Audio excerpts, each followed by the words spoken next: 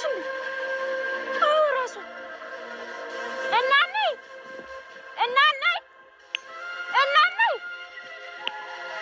ያ ይታያል። እናኔ እንዴሽ ናፍቀሽ ነበር የኔ ልጅ፣ እንኳን መጣሽልኝ። እኔም በጣም ናፍቅ ብለሽ ነበር አያቴ። የኔ ልጅ አምሮብሻል ደግሞ። እንዴት ነው አስችሎሽ እኔ እናትሽን ደግሞ ጥለሽ የተቀመጥሽው?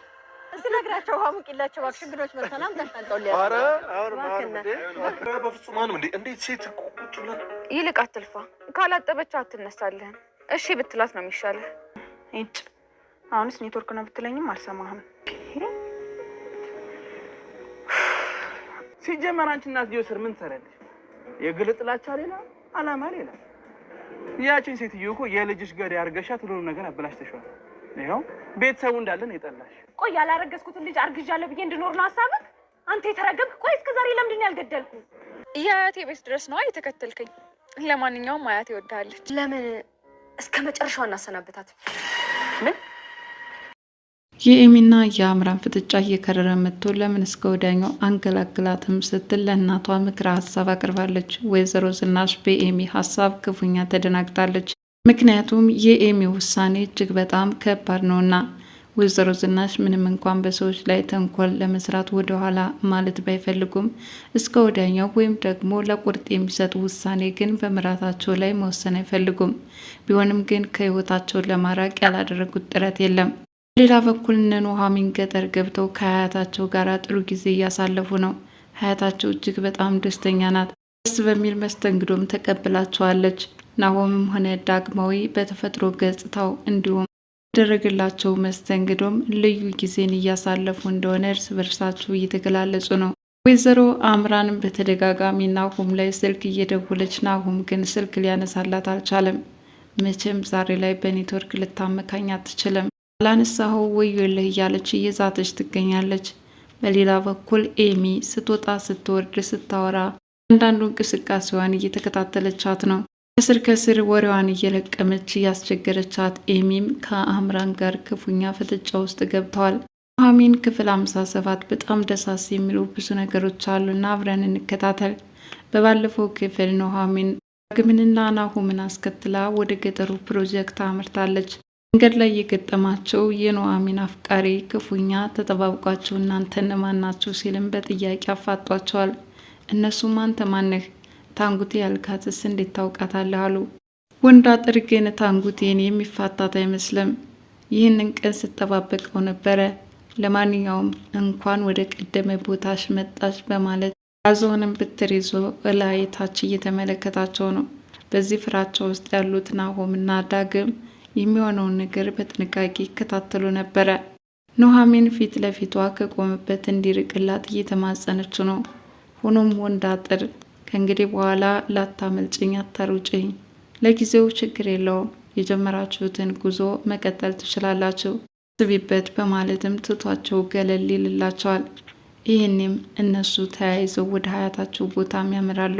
ከሀያቷ ጋር የምትኖረው ምናልባትም የኑሐሚን እህት ልትሆን ትችላለች። ገና ከርቀት ስትመለከታት ታንጉቴ እያለች በጩኸት ማሽራ ገለጠች። ልጅቱን ጩኸት የሰሙት ሀያቷም የኔው ታንጉቴ ይላሉ። እንዲህ በስስት ተቀበሏቸው። ደስ በሚል መስተንግዶ ማስተናገዷቸው። ኑሐሚን ሀያት አቀባበላቸው ከልዩ ዝግጅት ጋር ነበር። እግራቸውን እንዲታጠቡ ብቻ የተለያዩ እንክብካቤ እየተደረገላቸው ነበረ። ኑሐሚን ሀያት ከቀልዳቸው ባለፈ ከኑሐሚን ጋራም የመመሳሰል ነገር አላቸው። ድራማ ባለፈ በዚህ ቤተሰብ ውስጥ የስጋ ዝምድና ያላቸውም ይመስላሉ። ሆኖም ናሆምም ሆነ ዳግም ባዩት ነገር እጅግ በጣም ተገረሙ። የገጠሩ ሕይወት እንዲህ መሆኑን አላወኩም ነበረ። በጣም ደስ ይላል። ሀያትሽም ሳቂታና ተጫዋች ናቸው፣ መስተንግዷቸውም ልዩ ነው ተባባሉ። ሆም በጨዋታው ቀዝቀዝ ብሎባቸዋል። ከዳግም ጋር ጥሩ መግባባት ላይ ነን፣ ናሆምንም ቀስ በቀስ እናሰለጥነዋለን ሲሉም ቀልዳቸው ሸንኮጥ ያደርጓቸዋል። ይህኔ ናሆም እኔም ችግር የለውም ለምዳለሁ ይላል። በሳቅ በፈገግታ እየታጀበው መስተንግዷቸው ልዩ ድምቀትን አምጥቶላቸዋል። ሆኖም ወደዚህ ቦታ ለመምጣት ስትጓጉ የነበረበትን ነገር አሁን ገባኝ ተባባሉ። ይሁን እንጂ ከደስታው መለስ ሲል የአቶ ለይኩንን ሀዘንና ትካዜ ግን ዳግም እያስታውሰው ነው። ተራራውንና ጋራውን እየቃኘ ብቻውን ቁጭ ብሏል። በተመስጦም ጭልጥ ብሏል። የአቶ ለይኩን ነገር ከህሊናው ሊወጣለት አልቻለም። ኑሐሚን ከዚህ ብዙ ጊዜ አሳለፍን፣ ወደ መጣንበት መመለስ ይኖርብናል አለችው። የሚያምር ተፈጥሮ እያየውን በሀሳብ ጭልጥ ብዬ ነበረ፣ እንዴት አባቱ ያምራል አለ። ኑሐሚንም ቀጠለች፣ እኔም በጣም ነው ገጠሩንም ወደው አባቴን ላለመለየት ስል እንጂ ከአዲስ አበባ ኑሮ ገጠሩን እመርጣለሁ አለችው። እንግዲህ እኔም እናንተን ተከትዬ መምጣቴ በጣም እድለኛ ነኝ። ለማንኛውም ግን እንዴት መጣህ አለችው። አንቺ ከናሆም ጋር ልትመጭ ነበር አይደል? እኔ ደግሞ ከዛ ቢሮ ብቻዬን ተዘግቼ መዋሉ ደበረኝ ሳስበው። አንተ ሁለታችሁ አለማችሁን ስትገጩ እኔ ምን ሊሰማኝ እንደሚችል አስበሽ ነው ይላታል። ዝናሽና አምራንም ክፉኛ ተያይዘዋል። በተለይ ኤሚ ብሶባታል። አምራንን ከዛ ቤት ማየት አትፈልግም። እንደምንም ብላ እቤታቸው ማስወጣት ትልቁ ህልሟ ነው። ታዲያ ከእናቷ ጋር የተመካከረችው አንቺን የልጇ ነፍሰ ገዳይ አድርጋ እንዴት እዚህ ቤት ልትኖር ትፈቅጅላታለሽ? እንደምንም ብለን ማባረር ይኖርብናል በማለት እናቷን እየመከረቻት ነው። እናቷም እሷን አባረን የማይሆን ነገር ነው፣ ምክንያቱም ናሆም ሲመጣ ሌላ ጠብ ውስጥ መግባት አልፈልግም አለች። ወይዘሮ ዝናሽም ከአምራን ጋር አይሽ አይደል እኔን በቡና መርዘሽ ገደልሽ አልሽኝ እንጂ ልጅሽን የገደልሽው አንቺ ነሽ በማለት ነገረቻት። አምራን ይሄኔ በጣም ትደነግጣለች። ምክንያቱም ኤርሚያስ ልጇን እንደገደለባት የሚታወቅ ነገር ነው። ነገር ግን በሐሰት ወይዘሮ ዝናሽን ከሳት። ለይኩንም ቢሆን ልጇን የገደለችባት የኔ ሚስት ናት ብሎ ያምናል። እንግዲህ በዚህ ምክንያት በሐሰት የተከሰሱት ወይዘሮ ዝናሽም ከልጅም ሆነ ከባለቤቴ አጣላሽኝ በማለት ጭቅጭቃቸውን ቀጥለውበታል። በዚህ ሁኔታ አምራንና ወይዘሮ ዝናሽ ቀን በቀን ጠባቸው የበለጠ እየከረረ መጥቷል። ዛሬ ላይ ግን አካሄዷን በመቀየር ወይዘሮ ዝናሽን በጸባይ ለመቅረብ እየሞከረች ነው። አንዳች ተንኮል አስበሽ ይሆናል እንጂ አንቺን በዚህ መጠን ትቀየራለሽ ብዬ አላስብም በማለት ለአምራን ነገረቻት። እንደውም ናሆም እስኪመጣ ድረስ ከዛ ቤት ሰራተኛ ሆና መቆየት እንዳለባት፣ ቤቱን አንድ ባንድ ከስር መሰረቱ ቆንጆ አድርጋ እንድታጸዳም ታዘዘች። መወልወያዎችን ተሸክማ ማምጥታ ሰጥቻት። እንግዲህ የኔ ቆንጆ ሰራተኛ እባክሽን ከሽንት ቤት ብትጀምሪ ደስ ይለኛል በማለት ጽዳት እቃዎችን ስትሰጣት አምራን ተናዳ አልጋው ላይ ተወረወረች። ቢሆንም ግን አምራን እንዲህ ስሜታዊ መሆን የለብሽም፣ ያሰብሽውን እስከምታሳኪ ድረስ ያለችሽን በሙሉ ተግባራዊ ማድረግ ይኖርብሻል አለች። ለራሷ በመከረችው መሰረት አሁን በሰራተኝነት መቆየት እንደምትፈልግም ከራሷ ጋር ተመካክራ ጨረሰች። ሆኖም በዚህ ንዴት ውስጥ ሆና ለናሆም 10 ጊዜ ስልክ ትሞክራለች። ናሆም ገጠር ከገባ ጀምሮ ስልክ እያነሳላት አይደለም። አሁንስ ኔትወርክ እያልክ ብታመካኝ አልሰማህም አለችው። ቢሆንም ግን ስልኩን ደውላ ሳይነሳላትም ጋ ጭቅጭቅ ትጀምራለች። እንግዲህ ኤሚ ማበጠሪያውን ወስዳ ወንድሟ ዳግም መሆኑን በዲኤንኤ ለማስመርመር ከኤርሚ ጋር ተመካክራ ነበር። ማበጠሪያውንስ ወሰድኩት፣ የዳግም ጸጉር ይሁን የናሆም የማውቀው ነገር የለም፣ ብቻ ላውቀው የምችለው ዳግም ምንጊዜም ጸጉሩን አበጥሮ ነው የሚወጣው፣ ናሆም ደግሞ ከሳምንት አንድ ጊዜ ነው፣ በዚህ ላረጋግጥ እችላለሁ አለችው። ይህንን እየተነጋገረ ሳለ አጅሬት አምራን ተለጥፋ ታዳመጠና አይ ሞኝት፣ ዳግም እኮ ልጃቸው መሆኑን ሁሉም ቤተሰቦች አውቀዋል፣ ለምን እኔ አልነግርሽም አለች። ቢሆንም ግን ይህንን ለመናገር ሌላ ጣጣ እንደሚያመጣባት ታውቃለችና ምን እያደረግሽ ነው? ራሽ ዲኤንኤ ለማስመርመር አሰብሽ አለቻት። ሚም ያወራችውን እንደሰማች ስትነግራት በጣም ተናደደች። በር ላይ ተለጥፈሽ ማዳመጥሽን መቼውን የምታቆሚው? አንቺ በጣም ተንኮለኛና መርዘኛ ነሽ።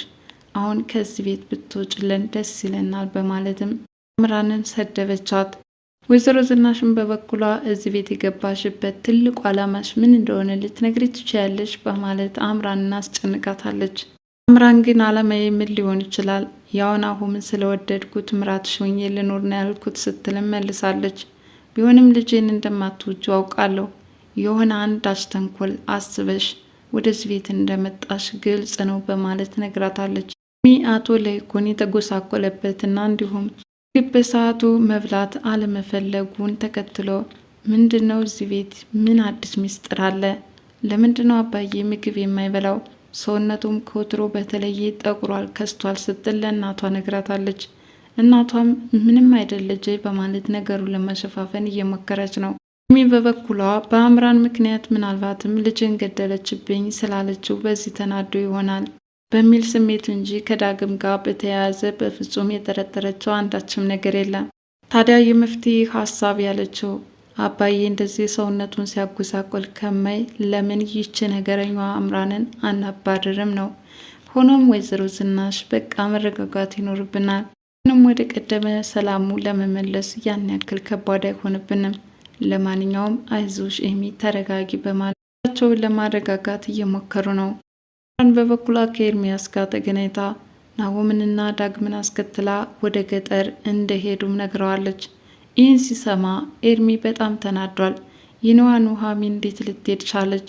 ምንስ ታደርጋለች? በማለትም ጠይቋል።